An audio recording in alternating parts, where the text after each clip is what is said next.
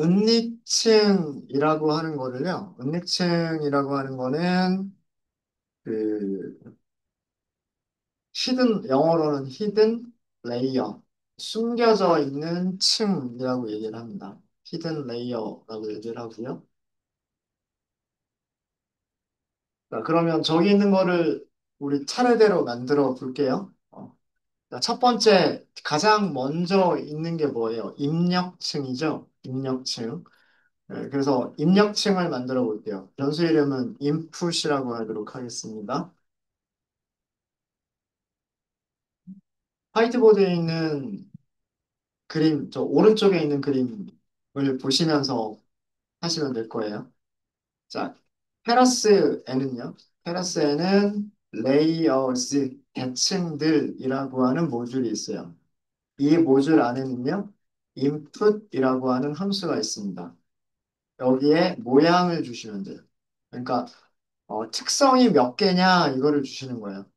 지금 우리가 사용할 거는 아이리스 데이터셋에서 두 개의 특성만 사용을 할 거예요. 그래서 두 개짜리 이렇게 주시면 됩니다. 얘가 뭐죠? 입력층이 될 거예요. 자, 그 다음에 두 번째 댄스층입니다. 그냥 댄스 1이라고 할게요. 1. 댄스 1은요? 댄스 1은 테라스, 레이어스, 레이어스, 댄스라고 하시면 돼요. 댄스. 아, 댄스 1이라고 하지 말고 그냥 댄스, 1. 이렇게 할게요. 자, 댄스는요? 댄스는 첫 번째 파라미터가 유니츠예요, 유니츠. 자, 저기 볼게요. 은닉층이라고 저기 표시를 한 부분이 있죠. 은닉층에 동그라미 몇 개 있어요? 동그라미 두 개 있죠. 유닛이 두 개 있다는 얘기예요. 두 개, 두 개. 자, 액티베이션.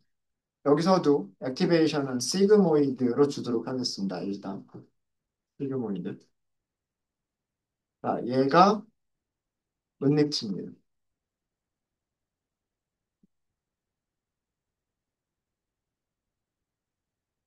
이해되시죠? 이해되시죠? 유닛이 두 개가 있단 말이에요. 유닛이 두 개가 있어요. 여기도 그 숫자 하나가 나가야 되잖아요. 숫자 하나가 나가야 돼서 그 숫자가 나가는 거는 시그모이드로 하겠다는 뜻이에요.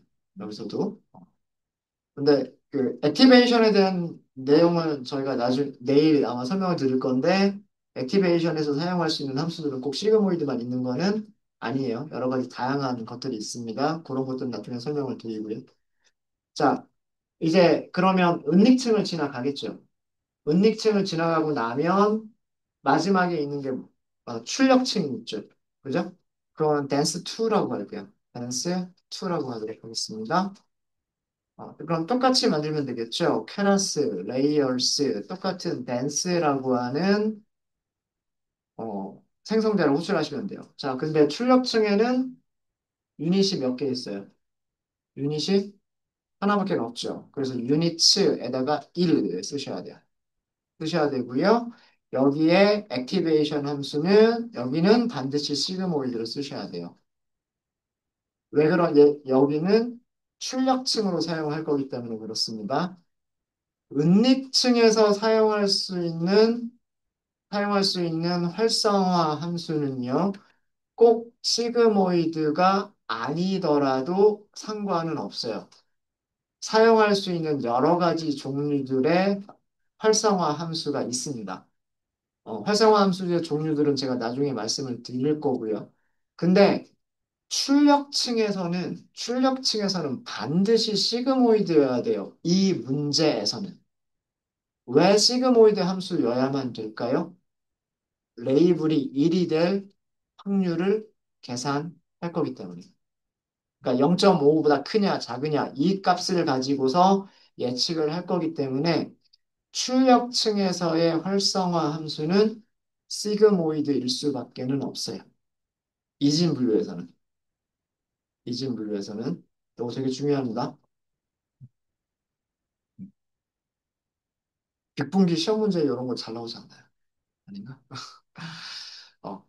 은닉층에서의 활성화 함수는 여러 가지 종류들을 바꿔가면서 우리가 만들 수 있지만 출력층에서의 활성화 함수는 문제에 따라서 딱 한 가지 종류로 결정이 돼요. 이진 분류 그러면 시그모이드. 그 다음에 다중분류 세토사 버시컬러 버지니까 이렇게 그 다중분류 같으면 소프트맥스. 그렇게 딱 결정이 되어 있어요. 네. 어떻게 나와야 되는지에 따라서. 자, 이렇게 해서 그 세 개의 계층을 만들었어요. 우리는 이 세 개의 계층을 어떻게 해야 된다 그랬어요? 연결을 해주셔야 된다 그랬어요. 연결을 하는 게 뭐예요? sequential. 그죠? 그걸 모델이라고 하도록 하겠습니다. 모델. 케라스 N은요. 케라스 N은 sequential이라고 하는 클래스가 있어요. 자, 여기에 첫 번째 아규먼트가 layers. layers라고 되어져 있죠. 여기도 파라미터 이름 보시면 s 들어가 있잖아요. s. 이런 경우 여기는 거의 대부분 배열, 리스트, 배열, 리스트 이렇게 보시면 돼요. 자, 우리는 이 순서대로 연결을 해주셔야 돼요. 이 순서대로 연결을 할 거기 때문에 원소를 이 순서대로 input, 댄스 1번, 댄스 2번 이렇게 넣으셔야 돼요.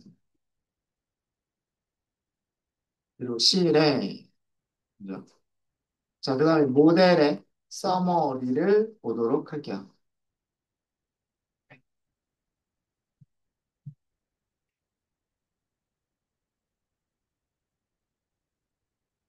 이름은 자동으로 부여가 됩니다. 댄스 언더스코어 1, 댄스 언더스코어 2 이렇게 자동으로 부여가 되고요. 그 다음에 여기 이름도 시퀀셜 언더스코어 1 이렇게 자동으로 부여가 됐어요. 아웃풋의 모양이 컬럼 두 개짜리라고 되어져 있고요. 그 다음에 여기는 컬럼 한 개짜리라고 되어져 있고 그 다음에 여기는 파라미터가 6개라고 되어져 있고요. 여기는 파라미터가 3개라고 되어져 있습니다. 자, 이것도 왜 그런지 한번 살펴보면요. 살펴보면 입력층에 있는 값이 은닉층으로 들어가세요. 은닉층으로 들어가서 숫자 몇 개 나오죠? 2개 나오죠. 2개 나오죠. 그렇죠. 어, 유닛이 2개가 있으니까 첫 번째 유닛에서 숫자 하나가 나올 거고요. 두 번째 유닛에서 숫자 하나가 나오겠죠. 이게 그걸 의미하는 거예요. 음. 앞에 여기가 지정되어져 있지 않다라고 하는 거는 지정되어져 있지 않다라고 하는 건 샘플이 몇 개냐에 따라서 달라지는 부분이니까. 아이리스 붓꽃에 샘플이 150개가 있으면 150개 행이 나올 거고요. 그죠? 만약에 훈련세 테스트 때 나눠가지고 100개만 사용했다 그러면 행은 100개가 있을 거예요. 근데 숫자는 하나의 샘플에 대해서 숫자가 2개씩 나오죠.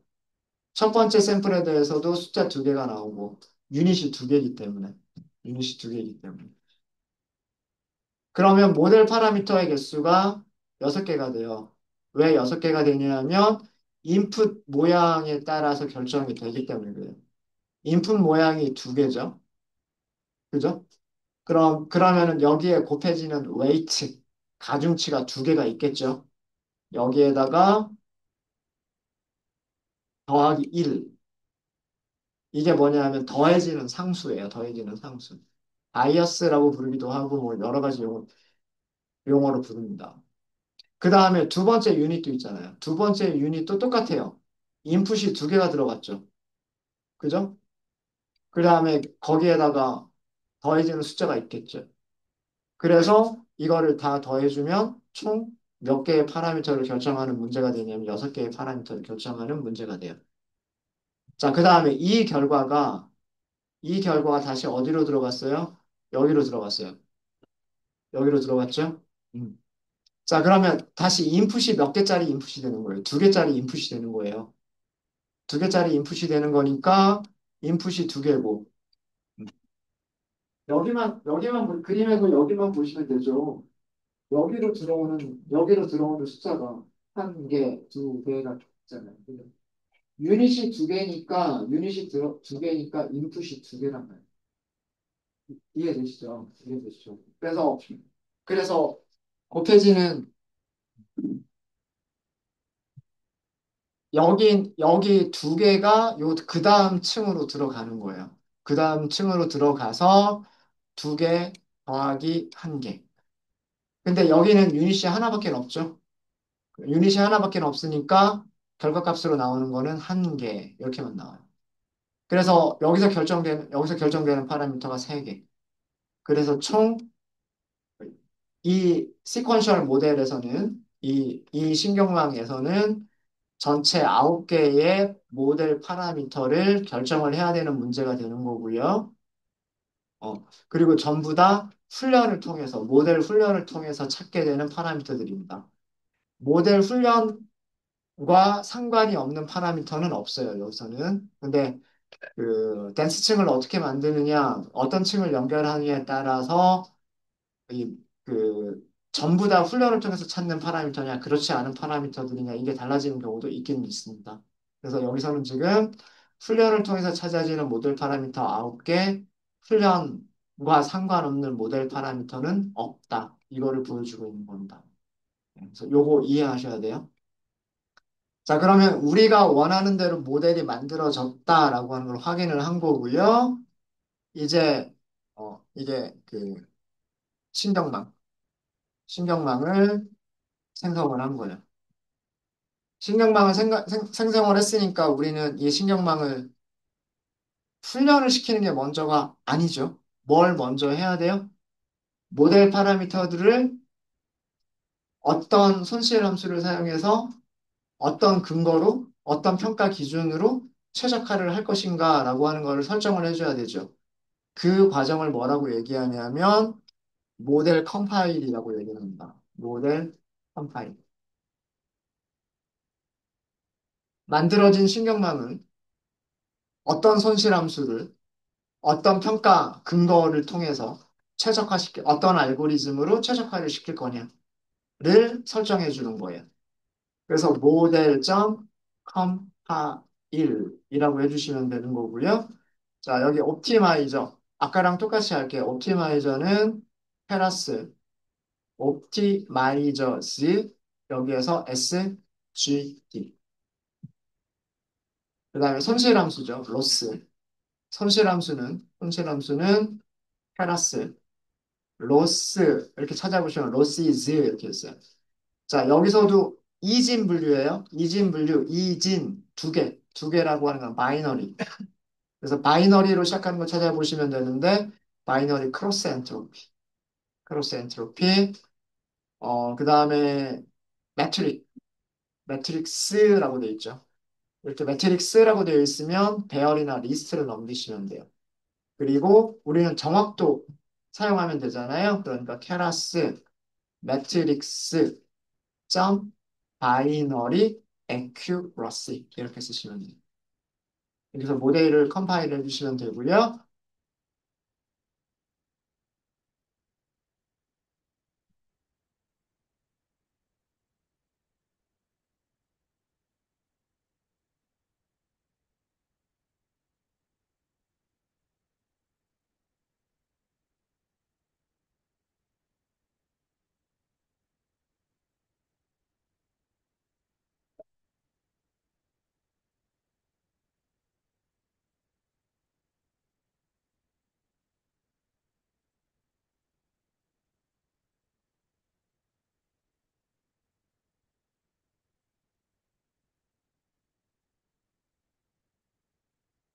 어떤 손실함수를 어떤 평가 기준으로 어떻게 최적화할 것인지, 어떤 알고리즘으로 최적화할 것인지를 설정해 주는 과정이 컴파일이다라고 생각하시면 돼요. 그래서 컴파일까지 끝났으면 그 다음 하는 게 뭐냐면 이제 드디어 우리는 훈련을 시킬 준비가 된 거예요. 훈련을 시킬 때는 모델 fit 쓰시면 되고요. 2차원 배열 넘겨주시면 되고 그 다음에 타겟 레이블 넘겨주시면 돼요. 자, 제가 빠뜨린 게 fit. 여기. 우리 설정한 거 있었죠. 배치 사이즈, 에포크 이런 거 있었죠. 자, 여기서도요. 위쪽이랑 비슷하게 하겠습니다. 우선 배치 사이즈는 1로 하고요. 그다음에 에포크는 10개까지만, 10개까지만 실행을 해보도록 하겠습니다. 자, 이렇게 해서 실행하시면 돼요. 숫자가 이렇게 나오고 있죠. 네, 숫자가. 자, 그러면서 제일 마지막에 이렇게까지 나왔습니다. 결과가 그렇게 좋아 보이지는 않아요. 그죠?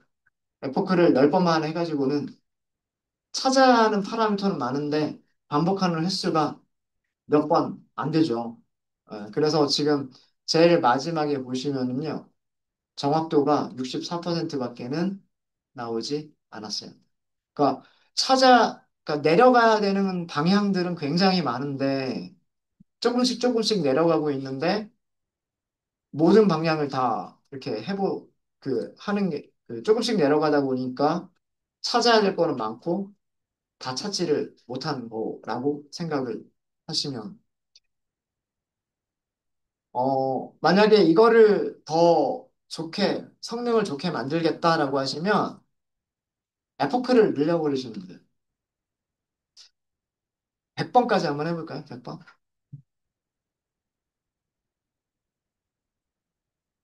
쭉 이렇게 나오고 있죠. 쭉 이렇게 나오고 있습니다. 계속 돌고 있어요. 그래서 이 과정이 오래 걸리기 때문에 이런 연산을 하기 위해서 GPU 사용하는 거예요. GPU. 이게 여기 여기 말씀드린 이런 행렬 계산하는 거거든요. 이런 행렬 계산을 하는 건데 저런 것들을 빠르게 하기 위해서 행렬을 GPU 사용을 하는 겁니다. 지금 거의 끝까지 갔네요. 네. 자, 여기 에포크 몇 번이라고 되어 있어요? 에포크 100번이라고 되어 있어요. 100번. 근데 별로 좋아지지 않았어요. 보시면 에큐러시가 69%뭐 이렇게밖에는 나오지 나오지 않았습니다. 네. 엄청 더 늘려볼까요? 어. 자, 우리 요거 하기 위해서요. GPU 사용하시는 방법 한번 좀 말씀드릴게요. 여기 메뉴 중에 보시면요. 런타임이라고 하는 부분이 있어요. 런타임. 런타임 부분 보시면 런타임 유형 변경이라고 하는 게 있어요. 런타임 유형 변경. 찾으셨어요? 메뉴 중에서 런타임 유형 변경이라고 하는 게 있고요.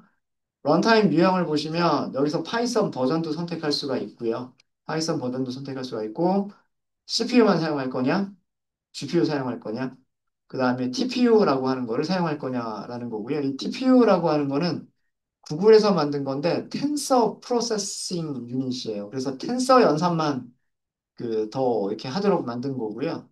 보통은 뭐 여러분 엔비디아 많이 들어보셨죠? 네.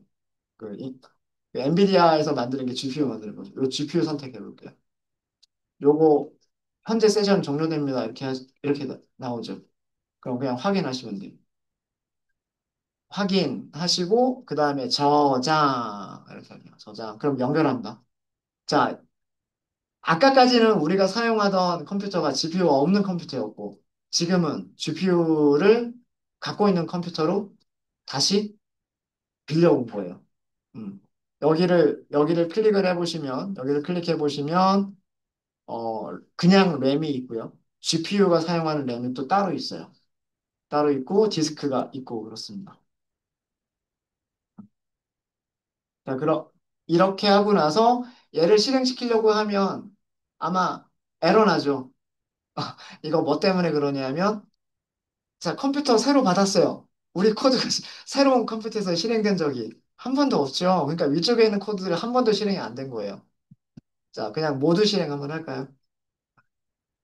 그동안의 코드가 에러가 없어야 돼요. 그동안의 코드가 에러가 없어야 모두 실행이 정상적으로 실행이 될 겁니다. 아마 위쪽은 금방 될 거예요. 위쪽은 뭐, 그 전에도 시간이 오래 걸리지 않았으니까 금방 될 거고, 요 마지막 부분 보시면, 네, 아까보다 속도가 좀 뜻하지 않나요? 아닌가? 별 차이를 못 느끼겠나요? 아, 그거 하기 전에 여기서 이거 먼저 바꿔 줄 걸 그랬는데. 이렇게 해서 40번째, 43번째 이렇게 훈련하고 있습니다.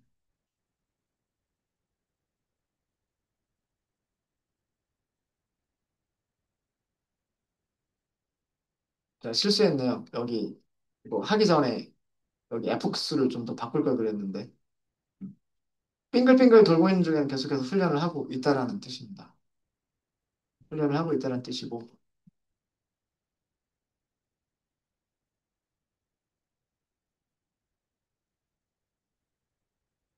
48초가 걸렸네요. 48초가 걸렸고. 자, 여기를요. 1000번 할게요. 1000번. 1000번. 아까 100번을 해도 별로 그렇게 좋아지지가 않아. 10번 했을 때랑 100번 했을 때랑 별로 좋아지지가 않아서 1000번으로 다시 돌릴게요. 아, 죄송해요. 잠깐 멈출게요. 잠깐 멈추고. 출력되는 게 너무 많죠. 출력된 거 너무 많죠. 이거 다 볼 필요 없을 것 같아요. 그래서 여기를요. 아규먼트 하나만 더 줄게요. 아규먼트 버보스라고 하는 데서 버보스. 아, 밸리드 이게 아니고 버보스. 버보스를 0으로 하세요. 그리고 그냥 실행하십시오. 이렇게 하면 아까와 같은 출력문 안 나와요. 그냥 빙글빙글 돌기만 합니다. 그러니까 출력문 없이 그 에포크 단계를 에포크 단계를 지날 때마다 에포크가 어떻게 진행되는지 에포크의 진행 상황을 출력하지 않고 그냥 바로 최종 결과만 보여주도록 할 때 무엇을 주시면 되냐면 버보스 레벨을 0으로 만들어 주십니다. 0.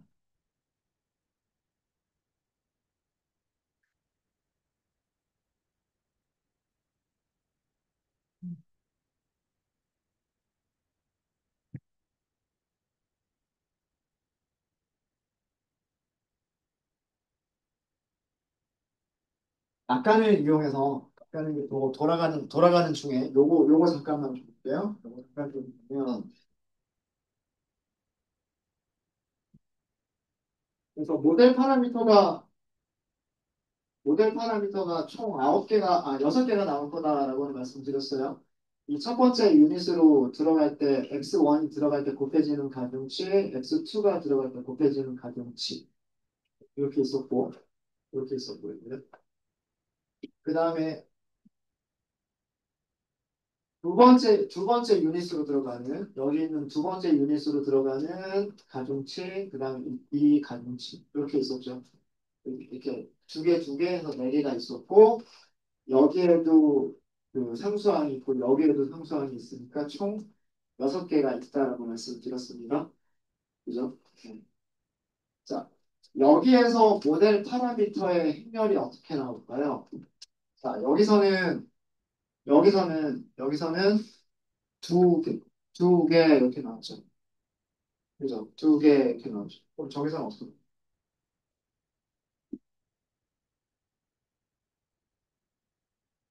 얘랑, 얘랑, 얘랑 이렇게 놓게. 그러니까 이 가중치 행렬의 모양이 행이 두 개, 컬럼 두 개. 이렇게 합니다. 그래야 얘랑 이렇게 곱할 수 있지 않을까요? 사실은 요 순서는 W 곱하기 X예요.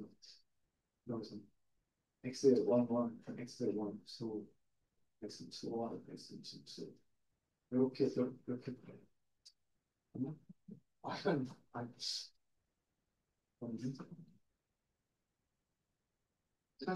트랜스포즈를 해야 되는 거지. 네.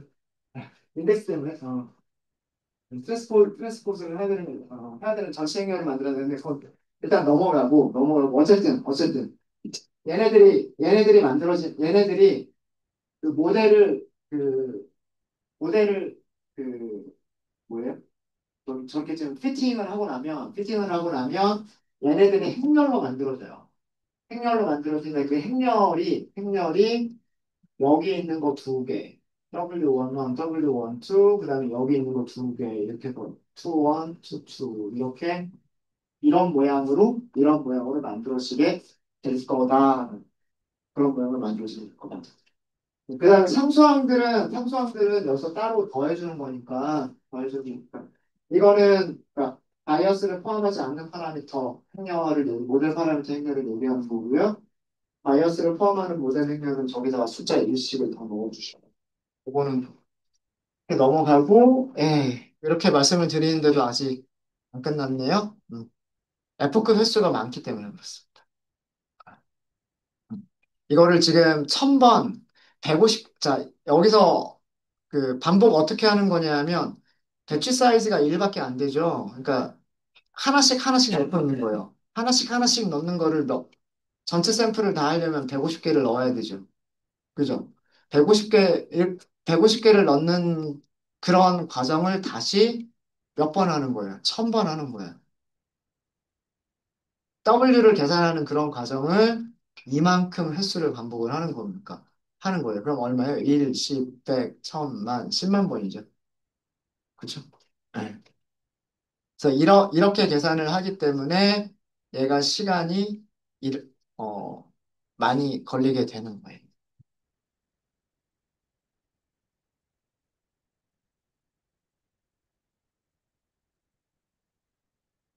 뭐, 조금 이따 결과가 네, 이게 얼마나 걸릴지 모르겠네요. GPU를 사용하고 있어도 이 정도입니다.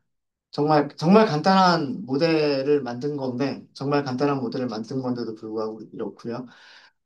계산을 조금 더 빨리 하기 위해서는요, 여기 배치 사이즈를 사실은 너무 적게 줬어요. 하나가 아니라 좀 더 많이. 그러니까 그 150번 반복하는 것보다 샘플을 뭐 10개씩 넘겨가지고 아니면 20개씩 넘겨가지고 한꺼번에 계산을 해버릴 수도 있겠죠. 예. 그러면은 반복하는 횟수가 훨씬 줄어들겠죠. 그죠? 그래서 그 배치 사이즈를 크게 늘려주면 사실은 여기서는 조금 더 빠르게 이루어졌을 텐데 제가 배치 사이즈를 사실은 너무 적게 줬어요. 그래서 지금 시간이 굉장히 오래 걸리는 것처럼 보이는 겁니다.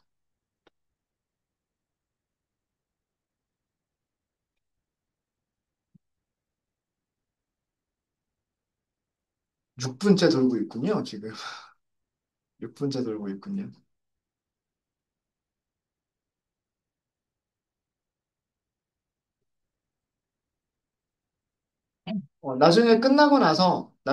요거 핏 끝나고 나서요.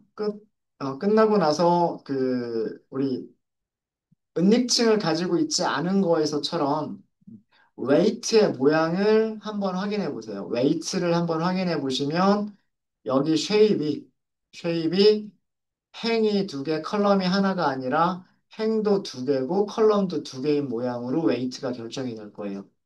그리고 여기 그 다음에 출력층. 어, 여기 제일 마지막에는 여기가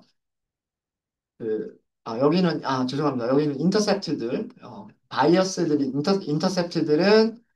여기가 또 한 개가 아니라 두 개라고 나올 거예요. 그래서 요 부분이 어떻게 바뀌는지 한번 확인해 보시면 될 것 같고요. 그래서 요거 훈련 끝났네요. 그 사이 훈련이 끝났습니다. 네, 한 6분 넘게 걸렸네요. 거의 7분 가까이 시간이 걸린 것 같아요.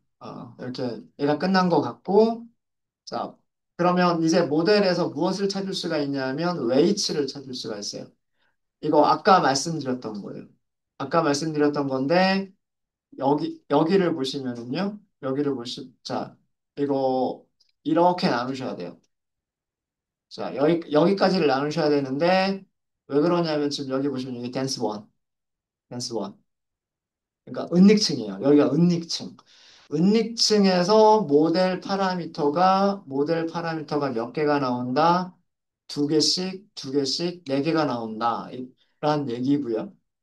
그 다음에 거기에 더해지는 상수, 바이어스라고도 부르는데 이게 어, 이쪽 계산될 때 더해지는 상수가 있고 그 다음에 이쪽 계산될 때 더해지는 상수가 있겠죠? 그게 두 개. 그 다음에 아래쪽에 있는 게 이쪽이 출력층이에요. 여기는 응립층, 여기는 출력층인데, 네. 여기는 파라미터가 이런 모양으로 만들어진 거예요. 숫자 두 개 가지고 있는. 이렇게. 왜 그러냐면 들어간 게 두 개이기 때문에 그렇습니다. 두 개이기 때문에 그렇고요. 그리고 여기서 더해지는 상수가 있는데 상수는 하나밖에 없죠. 상수는 이렇게 만들어진 거예요. 그래서, 그래서 모양이 이렇게 되고 있는 거예요. 네. 그래서 총, 여기서 네 개, 여기서 두 개, 여기서 여섯 개, 그 다음에 여기서 세 개, 여기서 세 개, 그렇게 해서 전부 아홉 개의 파라미터를 찾은 겁니다. 그 파라미터들은 이렇게 나온 거예요. 파라미터 찾은 것들은. 어, 예측 한번 해볼까요? 어, 프리, 프리드, 프리딕트라고 할까요? 프리딕트라고 하고, 모델 점, 제가 아까 Y라고 썼었죠? 그냥 변수 이름 똑같이 할게요. Y, 프리드, 똑같이 하고요. 모델 점 프리딕트라고 하시면 돼요. 프리딕트라고 하시면 되고, 여기에다가 뭐만 주시면 되냐면, 얘만 주시면 돼요. 예측값 찾는 거는 시간 금방이에요. 그죠? 시간 금방이고요. 자, 그럼 예측값을 찾았으니까, 레이블이라고 할까요? 예측값으로 찾은 레이블을 보도록 할게요. 레이블은 아까 했었던 것처럼 이런 식으로 하시면 돼요. 예측 확률이 있고요. 예측 확률이 0.5보다 큰 녀석들을 찾으시면 돼요. 크다, 작다기 때문에 얘네들은 true, false가 나오겠죠. true, false로 나오는 거를 S 타입, int 이렇게 바꿔 주시면 얘가 레이블이 됩니다. 1차원 배열로 보고 싶으시면 레이블이라고 하는 함수를 호출해 주시면 되고요. 이렇게 해서 이 값을 출력해 보시면요. 이렇게 나옵니다. 전부 0으로 예측했다는 얘기예요. 0으로 예측했는데 여기 중간에 하나가 1로 예측한 게 있어요. 그 다음에 여기는 전부 다 1로 예측을 했어요. 아마도 이거는 틀린 값 아닐까요? 앞에 있는 50개는 전부 다 0일 테니까. 예, 그래서, 정확도가 좋아졌겠죠? 정확도가 좋아지지 않았을까요? 그죠? 음, 음. 그럼 여기서의 정확도는 어, 이런 식으로 해보시면 되겠죠? 넘파이점 평균 이렇게 하시고 이게 실제 값이고요. 실제 값이고 얘랑 뭐를 비교하시면 되냐면 y 프리드 레이블 이렇게 비교하시면 되겠죠. 99.3%.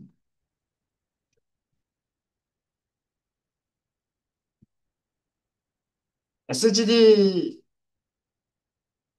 정도의 그 정확도를 보여주는 거를 굉장히 힘들게 만들고 굉장히 오랜 훈련 시간을 거쳐서 만들어 냈죠. 네. 어, 코드를 작성하고 실행시키시는 거는 코드 자체는 그렇게 어려운 코드들은 아니에요. 근데 이 코드들을 이해를 하시려면 신경망이 무슨 일을 하고 있는 거고 각각의 은닉층이라든가 출력층이라든가 이런 용어들을 이해를 하셔야 되고요. 각각의 레이어에서 무슨 일을 하고 있는지를 이해를 하셔야 돼요. 그러면 이 코드들이 어떤 일을 하는 거구나라고 하는 게 이해가 되십니다. 그래서 그림과 같이 보시면 좋으실 거예요.